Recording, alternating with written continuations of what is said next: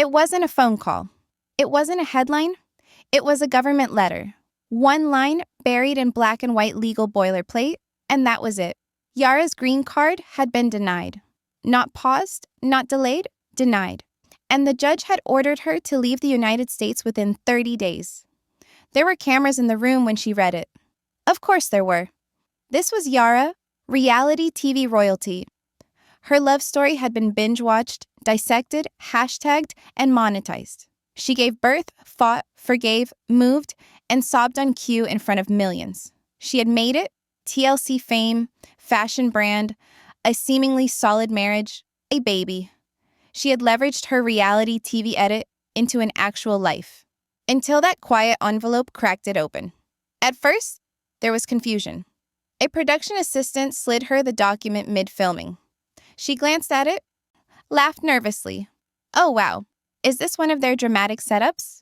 But the look on the PA's face, pale, stiff, not a hint of drama queen energy, made her heart sink. She stepped off set, opened to the second page, and read the words again. Denied. Voluntary departure order issued. A subject must leave country within 30 days or face mandatory removal proceedings. That's when the lights felt too bright. She blinked at it, hard, as if the right pair of blinks would reboot the nightmare. People on set kept shooting. The crew kept holding boom mics. Somewhere, a camera was still rolling. Not for an episode, not for an emotional moment, but for what had just become a raw, unscripted unraveling in real time. She called her lawyer immediately. No answer. She called Joy. He was still offshore, in the middle of a work trip, unreachable outside of slow Wi-Fi and patchy cell towers. A producer leaned in. Hey, are you okay? You're visibly shaking. Just a heads up, we're still live on audio. She was whispering, but someone else nearby muttered, on mic, this is gold. It hit like static in her ears, the kind of sentence you don't hear until long after it's said. This is gold. Like heartbreak was a plotline. Like the risk of deportation was the story beat TLC had been waiting for. Yara stood still, her body frozen but her brain racing. Maybe it's a paperwork issue?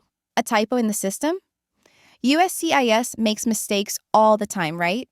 Maybe if her lawyer could get on the phone with someone tomorrow, she could undo this. She couldn't even pronounce the form code at the top of the letter, let alone understand it. She knew one thing. She wasn't acting. A camera zeroed in on her hands as she held the letter. Makeup they'd powdered into her palms earlier now smudged faintly across the page. A producer walked over with a mic check, pretending she couldn't see what was happening.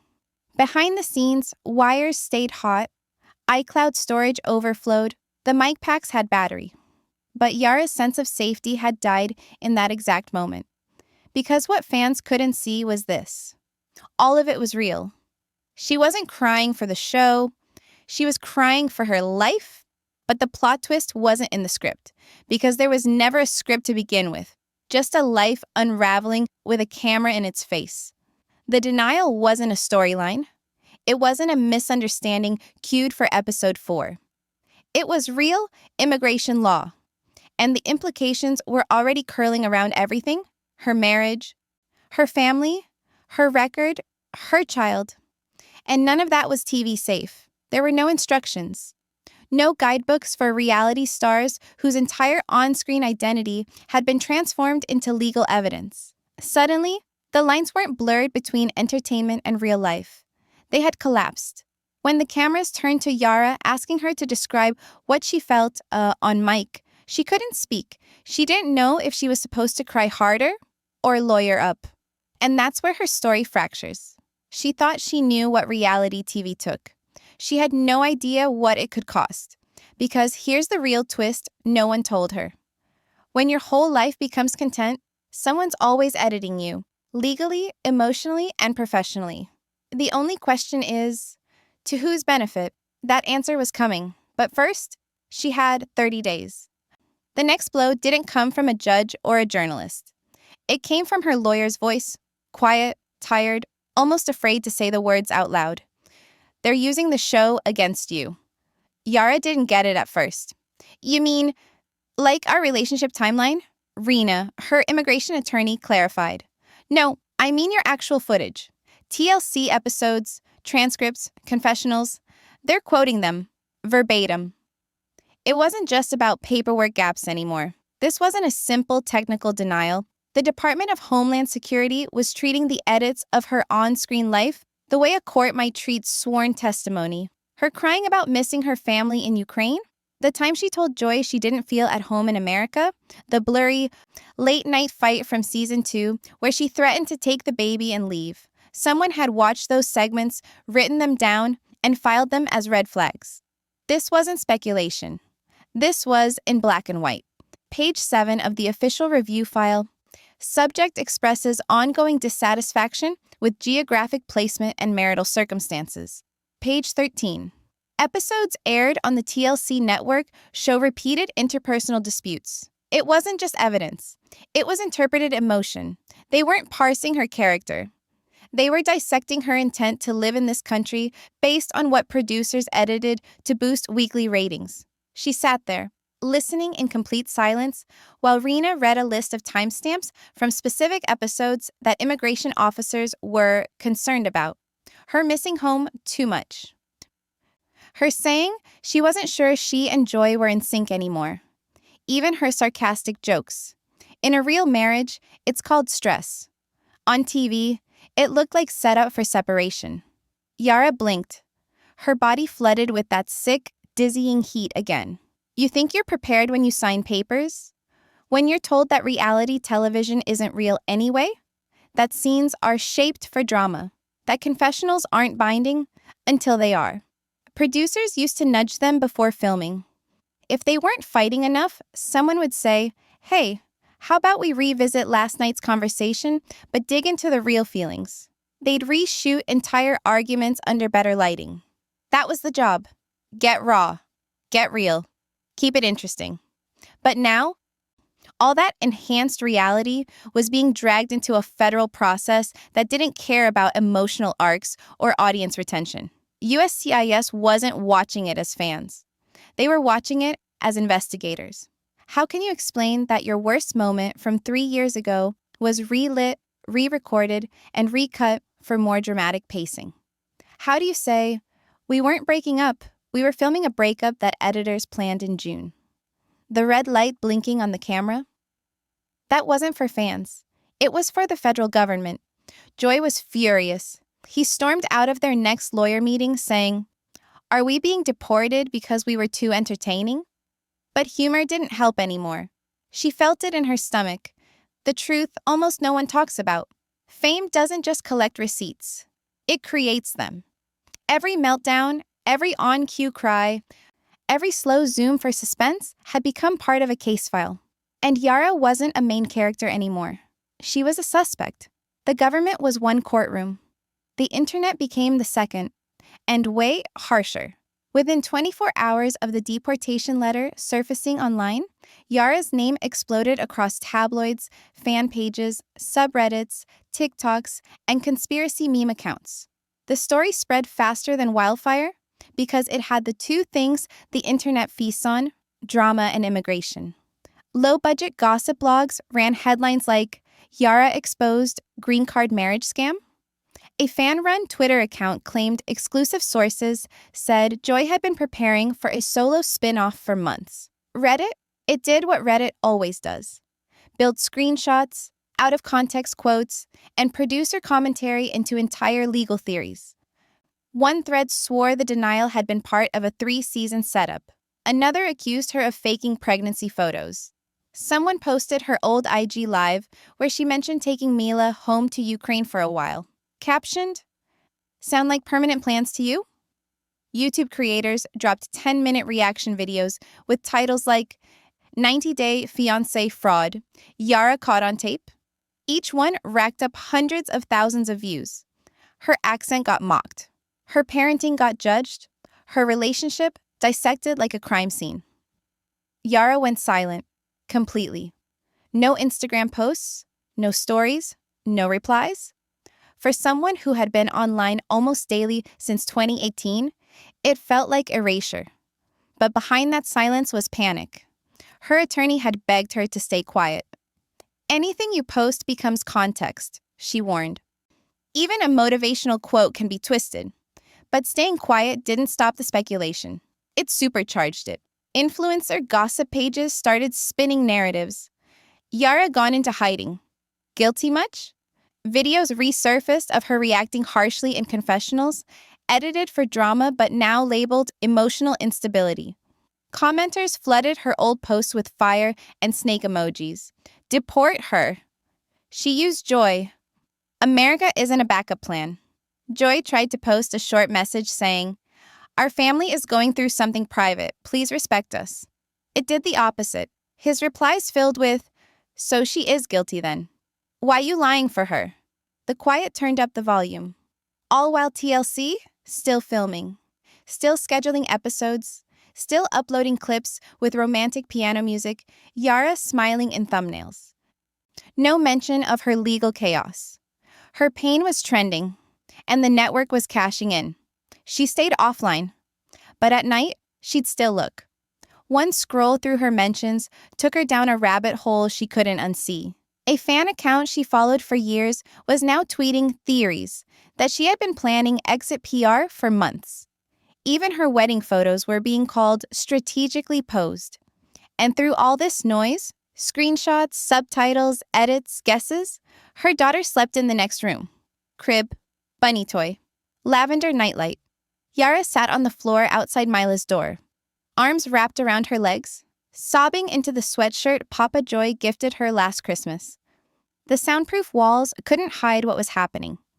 Not from the cameras once, and not from her anymore. She gave them her love story. Now they were selling her destruction in high definition. And no one, not even Joy or her lawyer, knew how far this would go. Because once your life becomes interactive content, you don't control the pause button. The viewers do. Joy came home ready to fight. He dropped everything the moment he got the call. Left the rig, booked an emergency flight, powered through jet lag. He walked through the door expecting crisis mode, but nothing could have prepared him for how hollow the house already felt. Yara wasn't crying. That would have been easier. She was numb, sitting on the floor, laptop open, the denial letter and printed emails spread around her like broken glass. He said what any husband would say. "We'll fix this. The government can't take her away from me." But Yara had already learned something Joy hadn't. The contract they signed with TLC, it was airtight. They didn't just sign up to be filmed. They signed away control. Of storyline, of scenes, of footage, of context. TLC owned every second. Every heated conversation, every voice-cracked argument about whether Joy was spending too much time out drinking instead of home with their baby. Every sarcastic comment that was cut into an Act 1. Every apology that was shortened or skipped. All of it, legally, theirs. Which means it was never truly hers to protect. Her lawyer laid it out flat. TLC doesn't have to cooperate. They're not obligated to explain the editing. They're not legally responsible for the consequences. Their only concern is whether they're in breach of entertainment contracts. Not immigration law, not emotional fallout, not custody. Because yes, now custody was on the table. Once you're flagged for deportation under suspected fraud, it doesn't just end with you. The system starts pulling at every thread. Is the child primarily cared for by the non-citizen parent? Where is the marital home actually based? Do the couple share finances, time zones, holidays? Suddenly, the show footage was being analyzed through a different lens. The clips where Yara traveled without Joy? Cited. The tearful moment she said she'd rather be raising her baby in Ukraine than alone in the US? Cited. Joy's bachelor party flashbacks? Used as evidence of alleged marital imbalance. She couldn't make this up. And online? The silence only grew louder. She stopped posting. She didn't want to give USCIS another clip of her fumbling through a language barrier under stress. But the trolls didn't care. Pauses became proof. Silence became sabotage. It got worse. The legal file itself now included screenshots of Reddit threads. Yes, actual user comments, filed in a legal proceeding. User 8 Hot Mama Tammy states she believes Yara is faking emotional distress for attention, followed by C. YouTube compilation of public outbursts, 3 in 42's timestamp. Her real marriage had been overwritten by edited television and internet commentary. She cried to her lawyer, but none of it's complete. None of the context is real. Her lawyer didn't flinch. It doesn't have to be, she said. It just has to raise doubt. And you're fighting a system that sees edited footage as something more reliable than your words under oath. No one was clarifying her story. They were rewriting it. The show never said goodbye, because they weren't filming a love story anymore. They were filming a downfall. And she was still under contract. Before the cameras showed up, Yara and Joy had problems like every other couple. But they were theirs. Fights ended in private. Affection didn't need a reshoot. Tears were messy, not directional. And silence? Silence was a pause, not an edit point. That ended the day their lives got mic'd. Producers didn't tell them to fake anything. They didn't have to. They just knew how to spin every emotion louder. When Joy shrugged off a serious talk, say it again, but this time, a little more tension. When Yara got tearful, hold that moment, let's get a close-up. They started scripting themselves without even noticing. Joy stopped answering questions with honesty. He answered them how viewers expected the Louisiana bad boy to respond. Detached, sarcastic, charming, but infuriating. And Yara leaned harder into the persona that paid. Dramatic, no filter, unpredictable. They were communicating through performance. Not to each other, to the audience. And the worst part? The audience believed it. Joy walking out mid-argument with no context became gaslighting. Yara crying because she felt isolated became manipulation. Every swipe of mascara followed by a tear was seen as staged. Viewers couldn't imagine that sometimes you cry and check if your makeup held up because you're on national television. At home, the energy shifted. Even when the cameras weren't there, they still felt watched. Storylines didn't live on production schedules anymore. They seeped into everyday life. A real disagreement about parenting would spiral out of control because both of them subconsciously knew how to pitch a meltdown. Even their reconciliations felt blocked like a scene. Hugs signed off with side glances, kisses that stopped just short of sincerity. And then came the reshoots. One fight, a quiet one, about house chores, didn't have enough tension. So a producer pulled Joy aside and asked, would it be natural if you brought up her overspending right here? The viewers need to feel the stakes. Joy said, sure. Yara resisted. Then the crew delayed lunch. Told them they'd wrap if this scene lands emotionally. And somehow, 3 hours later, Yara was sobbing in a bedroom while Joy reenacted the same line.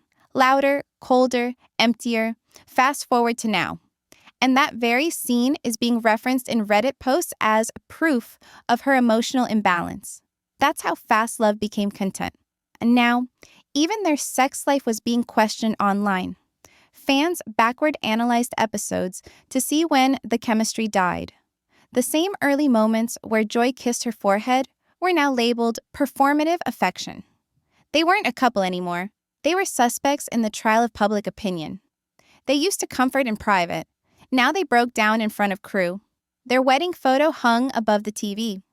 Joy passed by it one night, stared at it too long, and muttered, "Are we even the same people anymore?" Yara didn't answer. She didn't know.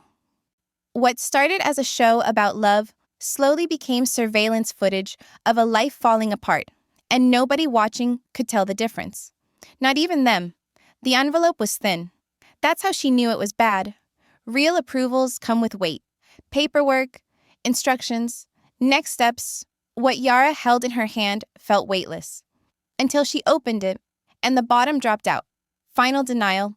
Section 204C. Removal required within 30 days.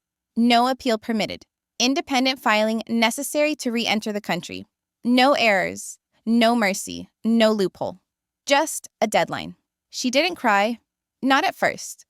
Not even when she reread the line that legally categorized her marriage as primarily for immigration benefits. She stared at the timestamp and date in the upper right corner. Her daughter had been napping when the clock officially started ticking down.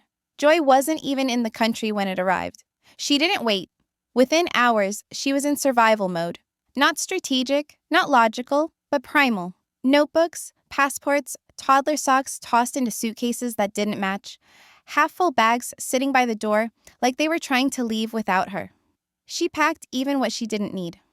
Mila's stuffed bunny, redundant charger cables, baby spoons, random hard copies of tax forms. Everything became tokens of proof. Memories in the form of objects. She thought, if I keep it, maybe I can come back to it. But beneath all of it was inevitable chaos. Because it wasn't just leaving. It was unraveling her life without hurting her child. Mila was small, but not clueless. Are we going to visit Baba? Yara lied. Yeah, baby. Just for a little bit.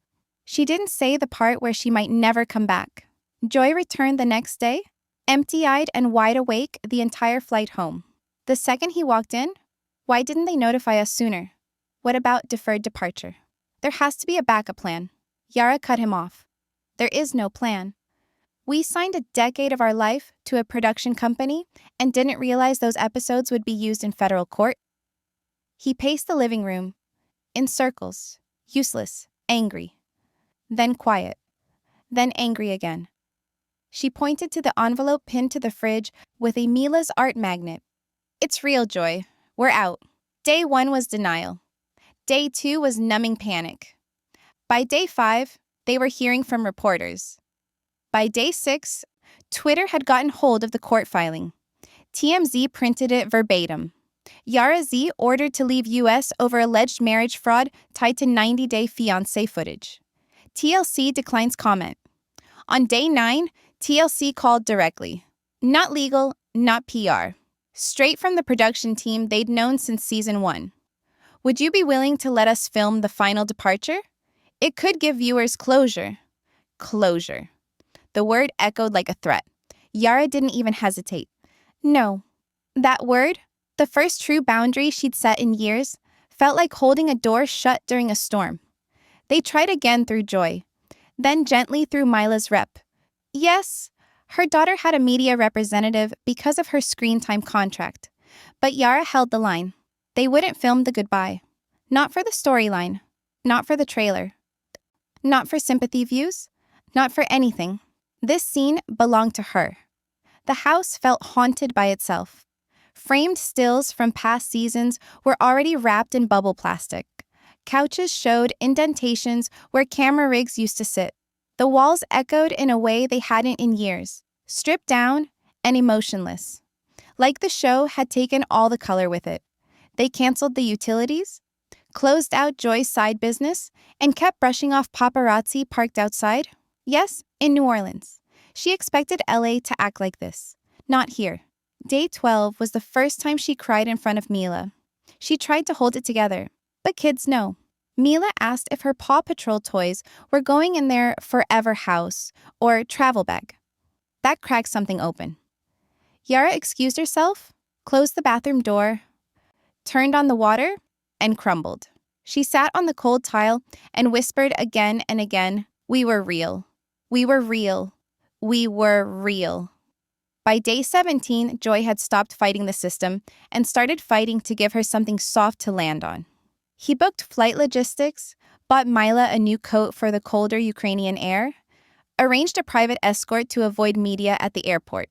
TLC stopped contacting her, but didn't stop talking about her. Producers leaked to small outlets that Yara's team declined further filming, despite generous support offered for relocation, which was absolute fiction. But it was on record. Forever. By day 24, former cast members started texting, some offering prayers, most probing for gossip. And one, someone she had trusted on a previous season, reposted a fan conspiracy TikTok suggesting Joy had found someone new in Vegas only weeks earlier. It exploded. Yara didn't even watch it. There was no time left. Day 30 came fast. She dressed intentionally that morning, not fashionably, meaningfully. Wore the same pair of boots from her original arrival at the U.S. airport, The same earring she wore in an early confessional when she said, "I'm scared, but I love him. And I'm going to try." Joy drove them to the terminal. Mila asked if this was a vacation. Yara kept saying, "Yes, baby, yes." Cameras were already there. Some independent vloggers, some masked as rideshare passengers with phones angled through cracked windows. She moved fast and kept her head down. Inside, TSA agents whispered. They tried to be discreet.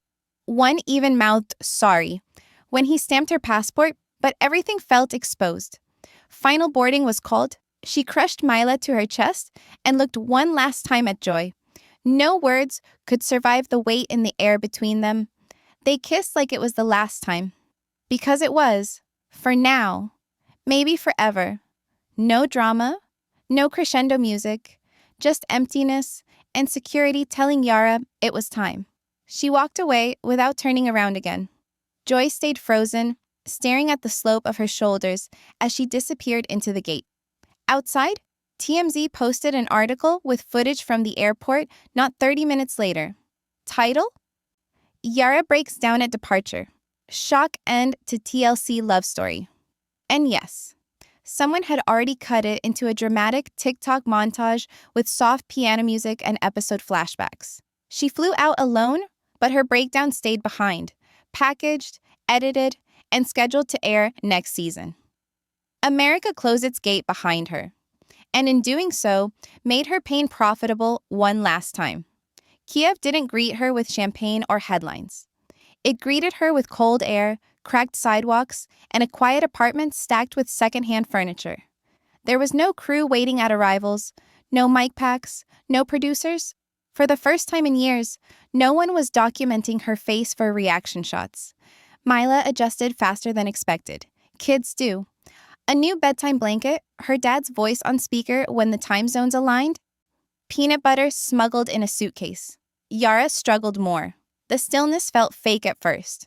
Without the hum of cameras or the mental tally of catchphrases, she had to relearn how to exist without performance. She didn't post. Weeks passed, then months. She deleted the TLC producers from her contacts, blocked gossip vloggers, slept weird hours, and cooked the same 2 meals on repeat. Sometimes she'd catch herself narrating her own day, in her head, like someone might be listening. No one was. Freedom didn't come as a rush. It came as boredom. Stillness, blank walls, a slow, quiet burning away of everything cheap and edited. And once the lightness started peeking through that ceiling, it didn't stop. She launched a new business.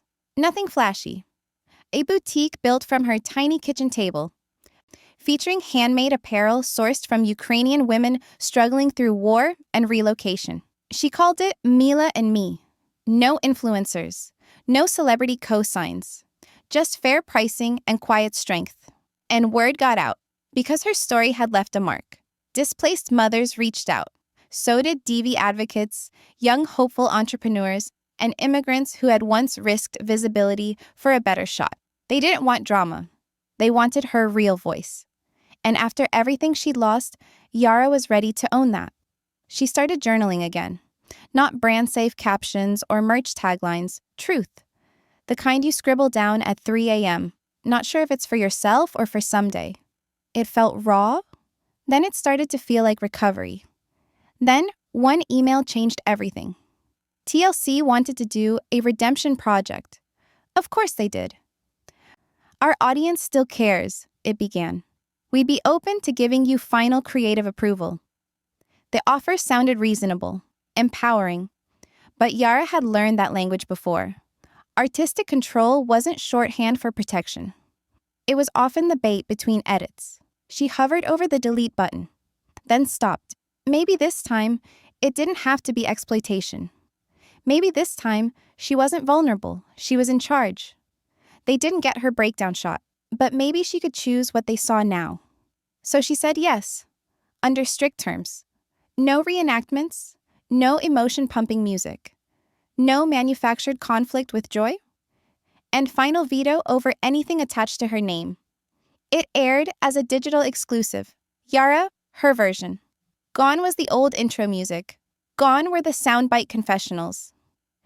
In their place, simple wide shots of Kiev in winter, Yara walking hand in hand with Mila, scenes of her packing sorted donations, interviews not styled to perfection, but framed with natural light and emotional clarity. And it trended. Not because of drama, because of recognition. People saw themselves. People saw the absurdity of how entertainment had turned legal. An exposé of her experience appeared 2 weeks later in a national magazine. Public figures reposted it, not for clout, but for credibility. Comments under the teaser flooded with things like, they humiliated her for seasons. Now they want her to fix their image. Apologies won't cover this. And more bluntly, we watched a woman get deported in real time and thought it was entertainment. TLC's social pages turned comment sections off that week. They claimed global engagement dictated moderation. But no one bought the excuse. Yara didn't gloat. She didn't respond, quote tweet, or throw shade. She gave her statement in silence and let their shame trend on its own. Joy reached out again, not for reconciliation, not for closure, just to say he saw the video, that Mila looked bigger, that he was proud of what her mother had survived. He flew in that spring. No camera crew, no tabloid bribes. Just a man visiting his kid and accepting that the woman he once married didn't need him to narrate her story anymore. Mila screamed, "Daddy," in 2 languages when he stepped out of customs. Yara smiled, watching it unfold from 5 feet away. There was no makeup team, no cue for emotion, no second take. Just a real child who never stopped loving both her parents, even after the show stopped airing them. They sat on the same park bench where Yara took Mila for walks each morning. Joy didn't ask for forgiveness. Yara didn't ask for closure. They shared sunflower seeds, laughed about old crew inside jokes, and cried gently over what could have been, without making it anyone else's property. She still had bad days. There were still immigration appeals, fear around travel, the occasional cruel DM. But there were also steady sales, real customers. A photo taped to her fridge that Mila drew. 3 stick figures holding hands. She used to think the end of her American dream was the end of everything. But it turned out to be the beginning of something more valuable than press coverage, her own identity. And she didn't owe anyone a storyline to earn it back. She signed on to share her love story. No one warned her it'd end with immigration court transcripts and a deleted storyline. And this time, the only one in the director's chair is her.